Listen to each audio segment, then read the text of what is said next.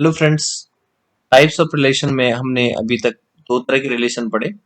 एक रिलेशन मैंने आपसे कहा था एम्प्टी रिलेशन और एक universal relation. Next types of relation की श्रृंखला में और आगे की तरफ चलते हैं। देखिए, हम इस टाइम जो रिलेशन की बात कर रहे हैं उस रिलेशन में एक रिलेशन है रिफ्लेक्सिव रिलेशन। देखिए, आपने जैसे कि सुना होगा रिफ्लेक्शन, तो ये कुछ इसी तरह से है। देखिए, if A is related to A for every A belongs to capital, इस तरह का रिलेशन होगा। ए से रिलेटेड होगा, सारे ए बिलोंग्स टू कैपिटल, तो इस तरह के रिलेशन को रिफ्लेक्सिव रिलेशन कहते हैं। ये लिखा है if A comma A belongs to R for every A belongs to capital R. इसी में सेकंड टाइप का रिलेशन है सिमेट्रिक रिलेशन। सिमेट्रिक रिलेशन, देखिए सिमेट्रिक रिलेशन क्या है, यहाँ पे लिखा है if A is related to B implies that B is related to A for every A comma B belongs to capital A। इस तरह के रिलेशन को सिमेट्रिक रिलेशन कहते हैं। और यही अगर मैं इसको थोड़ा सा और आगे बढ़ाऊं तो थर्ड टाइप का रिलेशन है ट्रांजिटिव रिलेशन। ट्रांजिटिव रिलेशन,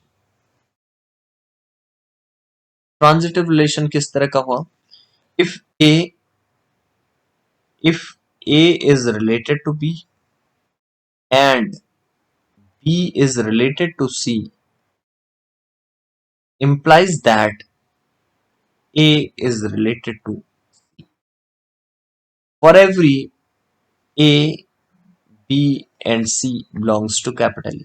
देखिए यहाँ पर डेफिनेशन भी लिखी है transitive relation if A comma A1 comma A2 R को बिलोंग करता है एंड A2 कॉमा ये सेम होना चाहिए इसमें, इसका सेकंड और इसका first, A2 comma A3 R को बिलोंग करता है, then that implies that A1 comma A3 belongs to R। इस तरह के रिलेशन को हम ट्रांजिटिव रिलेशन कहते हैं।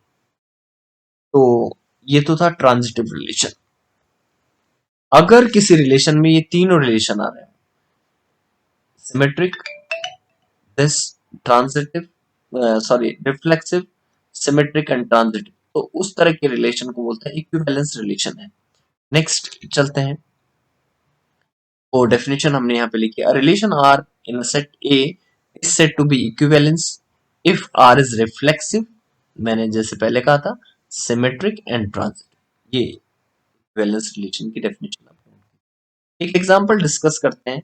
लिखा है, लिखे let's T be the set of all triangles in a plane with R a relation in T given by R is equal to T1 comma T2। इस तरह से एक रिलेशन दे रखा है such that T1 is congruent to T2, ये हमें दे रखा है R एक इस तरह से। तो ये प्रूफ करने के लिए हमसे बोल रहा है कि prove that R is an equivalence relation. R is equivalence का मतलब क्या करना है हमको, हमें इसे रिफ्लेक्सिव दिखाना है। पहली बात तो रिफ्लेक्सिव दिखाना है। रिफ्लेक्सिव के लिए क्या है, ये कह रहा है कि ये रिलेशन इस तरह का है, मतलब T1 is related to T2 जब क्या होगा T1 is congruent to T2। तो देखिए R इज रिफ्लेक्सिव, अगर हम कहना चाहें तो एवरी, हम रिफ्लेक्सिव दिखाने के लिए ऐसे कह सकते हैं कि every triangle is congruent to itself. R is reflexive क्या होगा, तो हम कहेंगे every every triangle is congruent to itself, means every triangle every triangle is congruent to itself। ये हम लिख सकते हैं इसमें, तो यहाँ पे लिखा since every triangle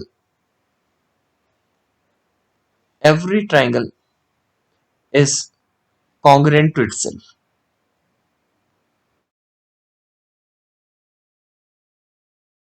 congruent to itself.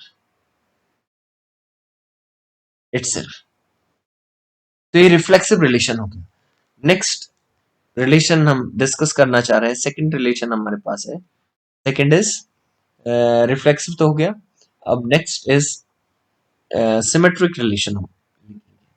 हमें इसे क्या दिखाना है, इक्विवेलेंस रिलेशन दिखाना है। तो सिमेट्रिक रिलेशन, सिमेट्रिक रिलेशन दिखाने के लिए देखिए, हम कहते हैं कि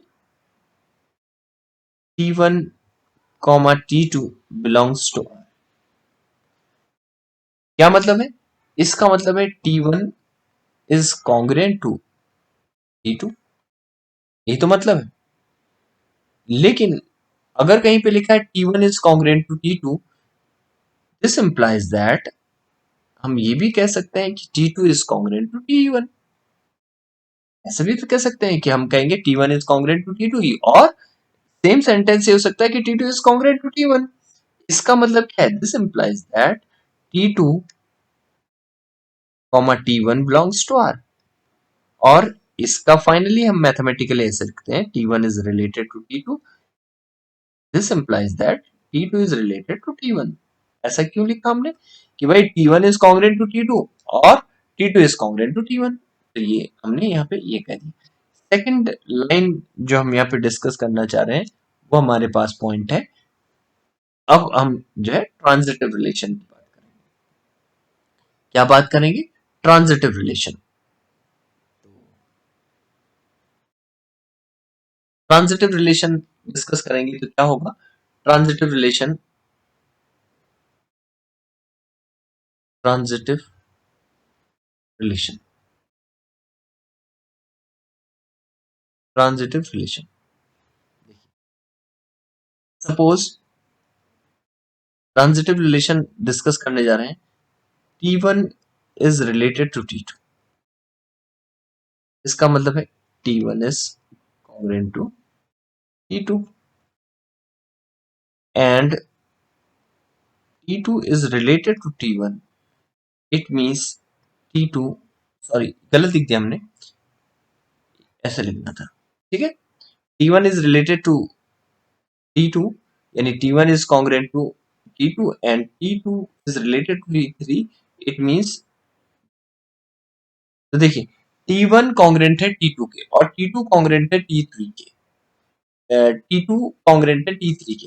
तो देखिए कॉन्ग्रेंसी के रूल से क्या हो जाएगा, according to rule of congruency T1 will be congruent to T3 और T1 कॉन्ग्रेंट होगा T3 का, it means T1 is related to T3। तो हमारे पास तीन चीजें आ गई, it means it is transitive.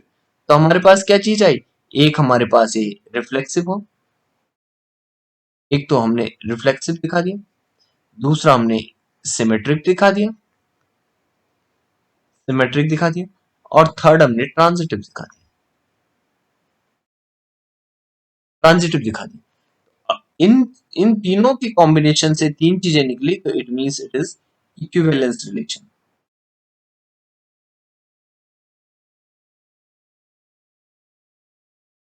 तो ये इक्विवेलेंस रिलेशन होगा। तरह से इस तरह से हमने इस एग्जांपल को डिस्कस किया। तब तक के लिए धन्यवाद, फिर मिलते हैं अगले लेक्चर में।